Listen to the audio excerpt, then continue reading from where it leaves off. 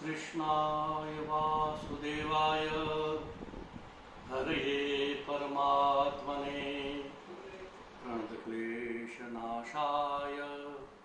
गोविन्दाय नमो नमः। कस्तूरीतिलकं ललाटपटले वक्षस्थले कौस्तुभम्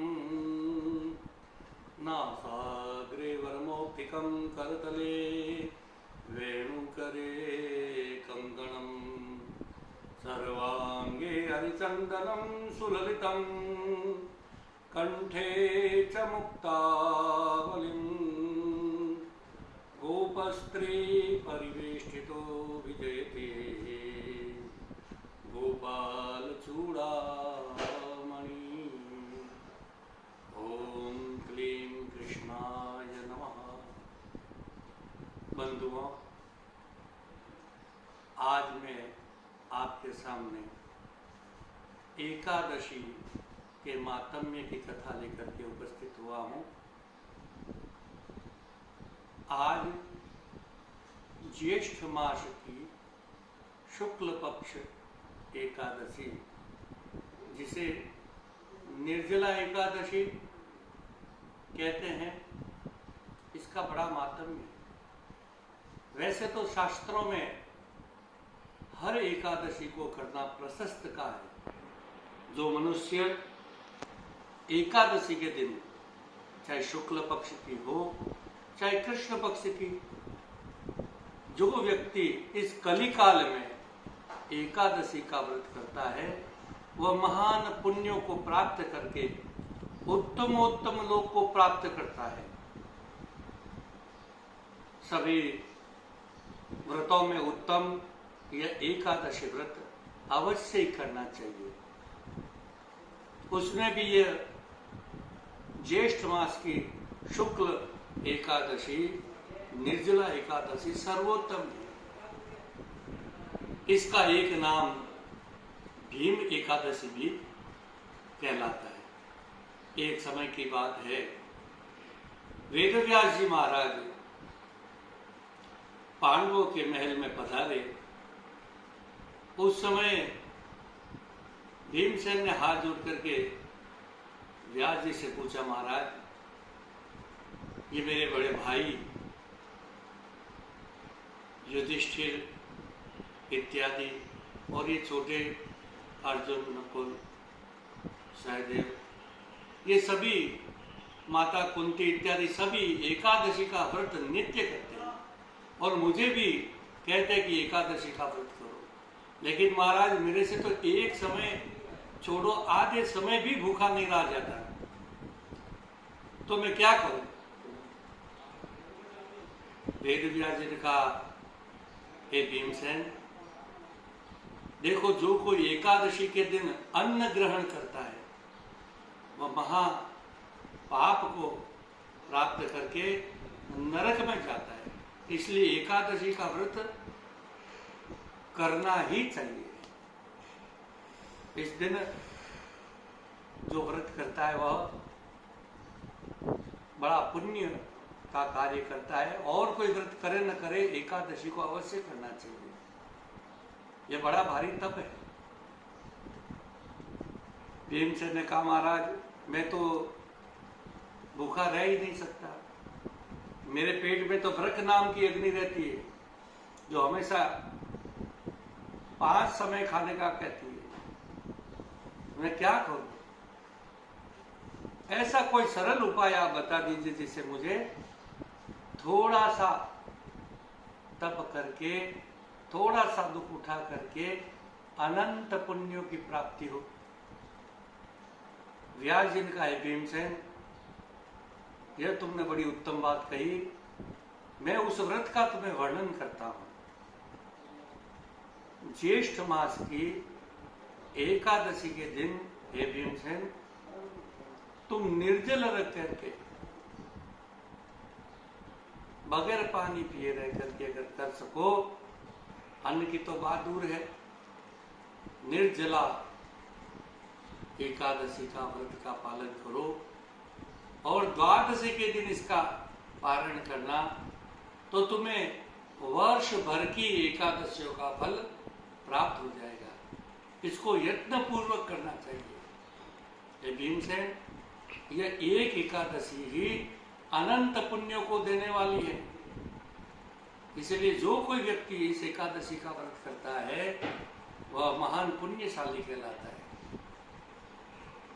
जो कोई निर्जला एकादशी करता है उसे यमराज के दूतों से घबराने की जरूरत नहीं रहती। चाहे उसके पर्वत के समान, मेरु पर्वत के समान भी पाप किया हो, वह भी समाप्त हो जाता है। और पीताम्बर शंख चक्र गदा पद्म धारण किए हुए भगवान विष्णु के दूत उसको आकर के विष्णु लोक को ले जाते हैं। चाहे कैसा ही पापी हो, मद्यपान करने वाला, स्वर्ण चोरी करने वाला, गुरु का अपमान करने वाला, माता पिता की सेवा नहीं करने वाला, घोर पाप करने वाला भी अगर एक भी एकादशी निर्जला का व्रत कर ले तो उसके सारे पापों का क्षालन हो जाता है। तो हे भीम, इस एकादशी का व्रत अवश्य ही करना चाहिए। इसके करने से महान पुण्य का उदय होता है। इस एकादशी का व्रत जो करे उसे प्रातः काल जल्दी उठ करके स्नान इत्यादि करके, फिर स्नान और आचमन के सिवा और जल का पान नहीं करे तो उत्तम है। उसके पश्चात जल धेनु का दान करना, चाहे तो गाय का दान करे, स्वर्ण का दान करे, वस्त्र का दान करे, नहीं हो तो केवल जल का घड़ा भी दान करे। तो इस दिन किया हुआ दान जप अक्षय हो जाता है, उसकी कोई पार नहीं रहता। इतना बड़ा पुण्य है, इसकी पुण्य का क्या वर्णन करूं। जो कोई इस दिन अन्न का भोजन करता है वह समझो अपने पापों को खुद ही खाता है और अगले जन्म में फिर चांडाल होता है। इसलिए इस एकादशी के दिन अन्न का ग्रहण करना ही नहीं चाहिए। यथासंभव हो उतना इसका पालन करके अपना रात्रि को जागरण इत्यादि कर सके तो रात्रि को जागरण भी करना चाहिए। यह एकादशी का जो व्रत करता है वह निश्चय ही उत्तम उत्तम लोक को प्राप्त करता है। ये इसका मातम्य है। ऐसा कह करके वेद व्यास जी वहां से रवाना हुए। उस दिन भीमसेन ने भी वह एकादशी की और उत्तम परम लोकों को प्राप्त करने वाली इस एकादशी का ये मातम्य है। बंधुओं, इसका एक और कथा भी है कि एक इक्ष्वाकु वंश में अम्बरीश नाम का महाप्रतापी राजा था। बड़ा वैष्णव, हरिभक्त और अपनी प्रजा का पालन करने वाला। वह हर एकादशी को निर्जला ही व्रत करता था। उस व्रत के प्रभाव से नारायण उसके ऊपर सदा प्रसन्न रहते थे और उसकी रक्षा के लिए सुदर्शन चक्र को वहां पर रख छोड़ा था। एक समय की बात है, उसके व्रत की कीर्ति चारों ओर फैल गई। तो दुर्वासा मुनि ने सोचा कि भाई ये बड़ा अम्बरीश बड़ा व्रती कहलाता है, आज इसके व्रत की परीक्षा लेते हैं। तो एक समय एकादशी जिसके दूसरे दिन द्वादशी जो है केवल एक घड़ी थी, उस समय उसके परीक्षा लेने हेतु अपने 60,000 शिष्यों के साथ दुर्वासा ऋषि वहां पर पहुंचे। जाकर कहा, हे राजन हमें भिक्षा दीजिए। अम्बरीश बड़ा प्रसन्न हुआ। ओ महाराज, आप जैसे संतों का आज के दिन आगमन मेरा बड़ा ही अहोभाग्य है जो आप दुर्वासा ऋषि अपने शिष्यों से बता रहे। महाराज, अभी मेरे पारायण करने का समय है, तो इसलिए आप पधारिए, आप भोजन करिए। दुर्वासा ने कहा, हे राजन हम भी स्नान इत्यादि करके आते हैं। अपने शिष्यों को लेकर के नदी में स्नान करने चले गए और द्वादशी बीतने लगी। अब अम्बरीश ने सोचा क्या करें, द्वादशी तो बीती जा रही है और एकादशी के दूसरे दिन द्वादशी में पारण करना जरूरी है। मेरा इतने वर्षों का व्रत भंग हो जाएगा।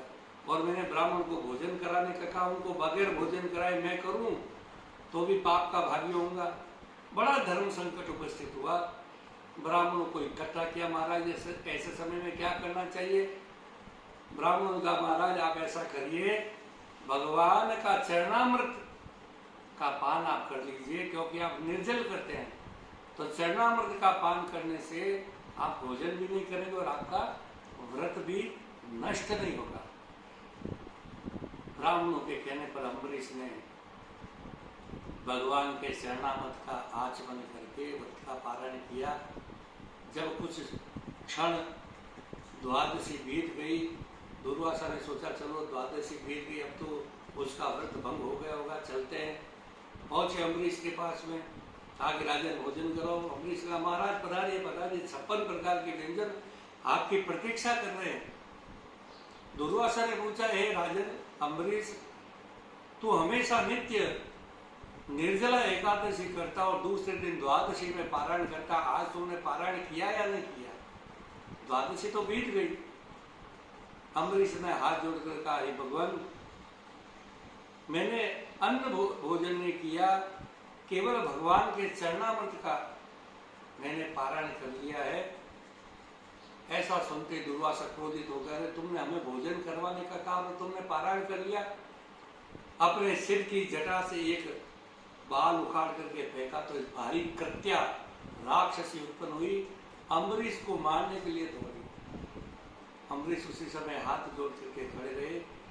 चूंकि धर्म करते हुए भी दुर्वासा ने उसे शाप दिया था, उसी समय नारायण का सुदर्शन चक्र वहां पर प्रकट हुआ और उस कृत्य को जला डाला और फिर दुर्वासा को मारने के लिए उसके पीछे दौड़ा। दुर्वासा ने देखा ये सुदर्शन मुझे मारने के लिए आ रहा है, तो वहां से दौड़े भागे। सीधे ही भगवान ब्रह्मा के पास मुझे, महाराज इस सुदर्शन से बचाइए। ब्रह्मा ने कहा, भाई ये नारायण का अस्त्र है, इसे से मैं आपको बचा नहीं सकता। तो वहां से शिवलोक को गए, कैलाश पर्वत पर शिव जी से कहा, महाराज ये चक्र मुझे जला डालना चाहता, आप मेरी रक्षा कीजिए।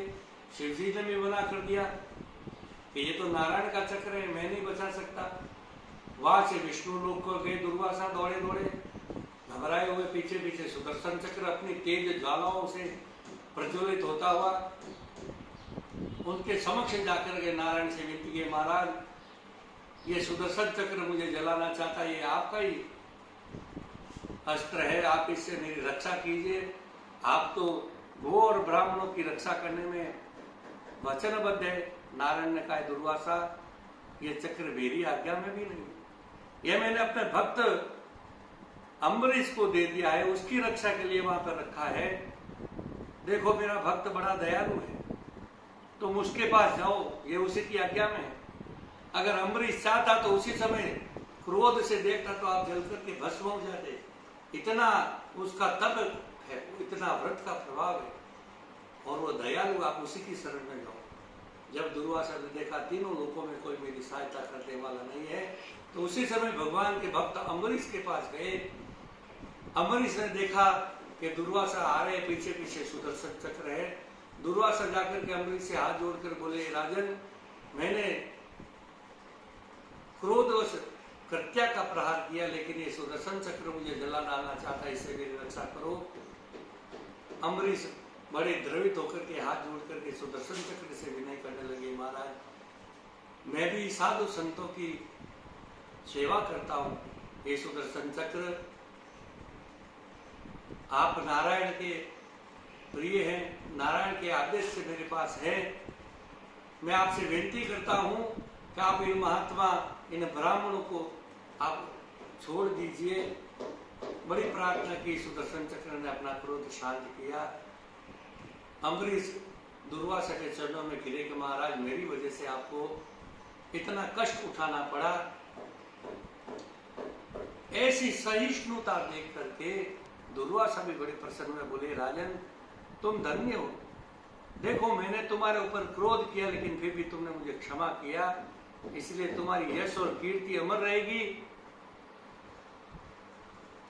अम्बरीश ने कहा, महाराज आप भोजन करिए। कहते हैं कि दुर्वासा उस चक्र के बचने के लिए 1 वर्ष पर्यंत तक तीनों लोकों में घूमते रहे और अम्बरीश अपने द्वार पर दुर्वासा की प्रतीक्षा करते हुए 1 वर्ष तक बगैर अन्न जल ग्रहण किए खड़े रहे। और जो भोजन बना हुआ था प्रभु की दया से 1 वर्ष तक खराब नहीं हुआ। दुर्वासा को बड़े प्रेम से भोजन करा करके शिष्य सहित दान दक्षिणा देकर राजा अम्बरीश प्रसन्न हुए। बंधुओं, ऐसा इस एकादशी का माहात्म्य है। जो कोई इस एकादशी को, निर्जला एकादशी को करता है, जल का दान करता है, गो का दान करता है, जैसे अपनी सामर्थ्य हो वैसा दान करता है, तो उसको बड़ा पुण्य मिलता है, उत्तम लोक को प्राप्त करता है। किसी प्रकार का इस संसार में भी उसको दुख प्राप्त नहीं होता। जो कोई एकादशी की कथा बड़े प्रेम से, श्रद्धा से कहता है और सुनता है, उसको भी एकादशी करने का फल प्राप्त होता है। बंधुओं, ये एकादशी के माध्यम की कथा मैंने कही। हमारे सनातन धर्म में सारे व्रत जो कहे गए हैं बड़े इस विधि से बनाए हैं कि कोई व्यक्ति तप नहीं कर सके तो भी उनको इस व्रतों को, उत्सवों को करने से योग और तप का फल प्राप्त हो, इसीलिए ये व्रत कहें। आज तो बोलिए कृष्णचंद्र भगवान की जय।